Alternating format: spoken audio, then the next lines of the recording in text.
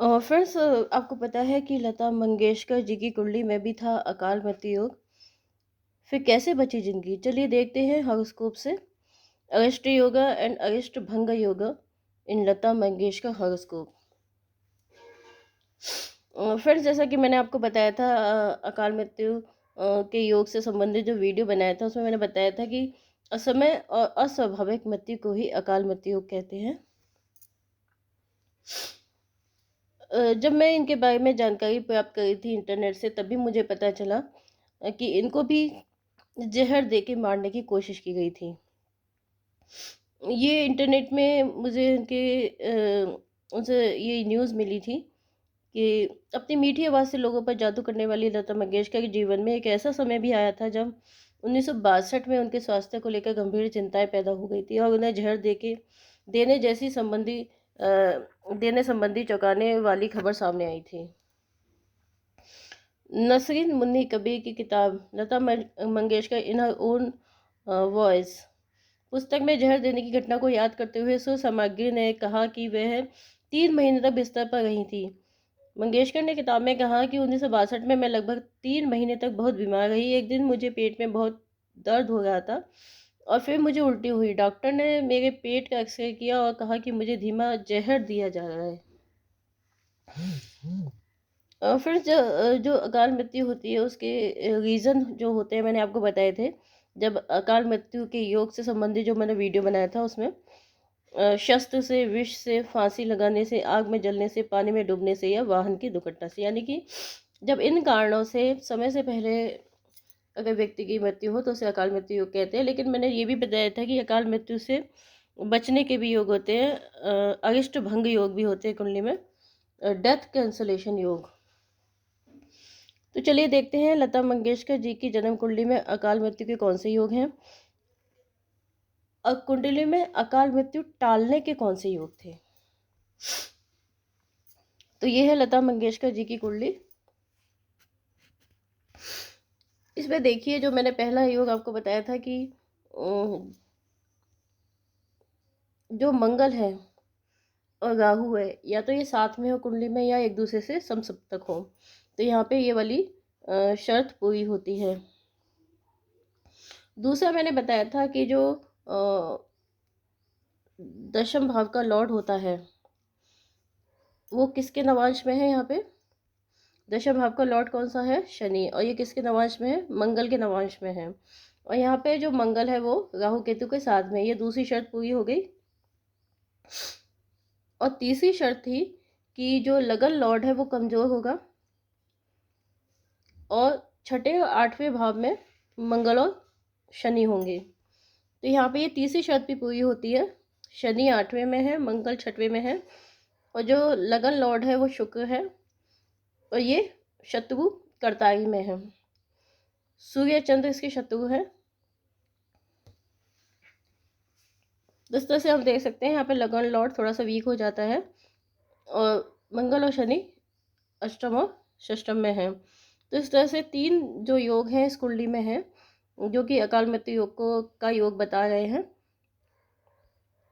यहाँ पे देखिए अकाल मृत्यु के योग जो मैंने आपको बताए थे कि 10th का जो नवांश लॉर्ड है वो राहु केतु के साथ में हो। राहु या तो मंगल के साथ में हो या फिर मंगल से सप्तम भाव में हो। और जो लगन लॉर्ड है वो या तो दुष्प्रभाव में हो या वीक हो और साथ में जो शनि और मंगल है वो ट्रिक यानी कि दुख भाव में हो। तो ये तीनों ही योग इसमें मिलते हैं। मैंने और भी कई योग बताए हैं जो आप देख सकते हैं अकाल मृत्यु के योग वाले वीडियो में। और यहाँ मैंने हमेशा बताया कि कम से कम 3 से 4 योग कुंडली में होने चाहिए जो भी बताए जाते हैं और वो परफेक्ट स्थिति में होने चाहिए, तभी कोई घटना होती है। अब देखते हैं अकाल मृत्यु को टालने के कौन से योग होते हैं। तो इसमें है स्ट्रॉन्ग लगन लॉर्ड होना चाहिए केंद्र में। स्ट्रॉन्ग जुपिटर मरकरी वीनस केंद्र में हो विदाउट मालफिक इन्फ्लुएंस। इसके साथ ही ये देखिए स्ट्रॉन्ग बेनिफिट्स कनेक्टेड टू लगन मून और इन केंद्र, यानी कि चंद्र लगन में हो, बर्थ लगन में हो या फिर केंद्र में हो। जो राजयोग होते हैं स्ट्रॉन्ग होने चाहिए, उन पे शुभ ग्रह का प्रभाव होना चाहिए और अशुभ ग्रह का प्रभाव नहीं होना चाहिए। वीनस और जुपिटर जब केंद्र में होते हैं तो भी अरेस्ट भंग योग बनता है। अगर लगन लॉर्ड स्ट्रांग है और बेनिफिक जो है स्ट्रांग होते हैं, मालफिक जो है कमज़ोर होते हैं, तब भी अरिष्ट भंग योग बनता है। अब हम देख लेते हैं कुंडली में। यहाँ पे देखिए जुपिटर जो है वो लगन में बैठा है। मैंने बताया कि जब जुपिटर लगन में बैठ जाता है तो कुंडली के 1000 दोषों को भी खत्म करने की शक्ति रखता है। यहाँ पे देखिए वीनस भी लगन केंद्र भाव में बैठ गए हैं। तो जब दो गुरु समान जो ग्रह है वो केंद्र में बैठ जाते हैं तो व्यक्ति की जीवन की रक्षा करते हैं। यहाँ पे ये देखिए कि जो शुभ ग्रह हैं वो केंद्र या त्रिकोण में बैठे हैं। बुध भी यहाँ पे मजबूत होके त्रिकोण में बैठा है इस तरह से। और जो मालफिक ग्रह हैं, राहु है, शनि है, मार्स है, केतु, ये सभी त्रिक हाउसेज में बैठे हैं। तो मालफिक प्लैनेट जो होते हैं वो त्रिक हाउसेज में 6-12 हाउसेज में अच्छे माने जाते हैं। यहाँ वो कमजोर स्थिति में होते हैं। और शुभ ग्रह जो है केंद्र और त्रिकोण में होते हैं तो वो मजबूत स्थिति में होते हैं। तो ये भी अरिष्ट योग बनाते हैं, यानी कि डेथ कैंसलेशन योग, अकाल मृत्यु कैंसलेशन योग बनाते हैं।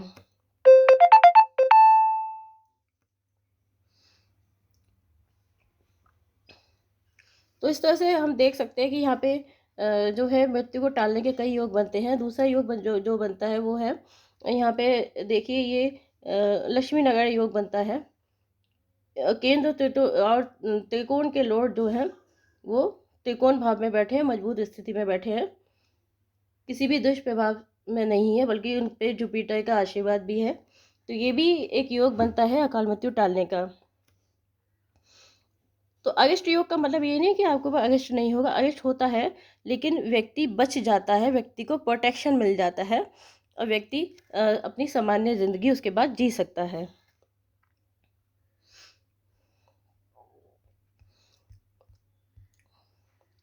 तो फ्रेंड्स ये था कि किस तरह से उनके ऊपर अकाल मृत्यु योग ने अपना प्रभाव दिखाया, उनको जहर दिया गया।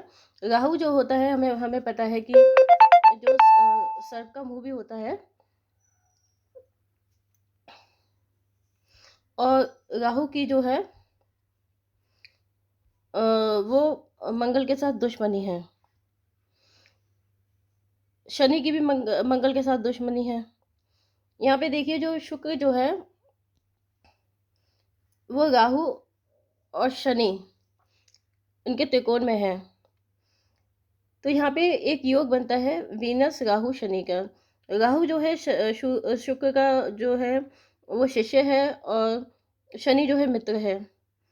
तो राहु जो है अपने गुरु को लेके थोड़ा पोसेसिव होता है, अपने गुरु की रक्षा करता है, और क्योंकि मंगल उसका शत्रु है तो वो मंगल को शुक्र से दूर रखने की कोशिश करता है। इनका जो जन्म हुआ था वो इवन साइन में हुआ है, और इनका जो चंद्र है वो भी इवन साइन में है, मून भी जो है वो इवन साइन में है। इनका जन्म रात्रि में हुआ था। तो जब जिस जातक का जन्म रात्रि में होता है और जिसका लगन, चंद्र और सूर्य इवन साइन में होते हैं, वो महाभाग्यशाली योग बनाते हैं, जो कि इनकी कुंडली में स्थित है। तो इस कारण से इनकी कुंडली बहुत स्ट्रांग हो जाती है, जिसने उनको जीवन दान दिया। तो फ्रेंड्स अगर आपको ये वीडियो पसंद आए तो इसे लाइक और सब्सक्राइब जरूर करना, अपने फ्रेंड्स के साथ शेयर भी करना। Thank you.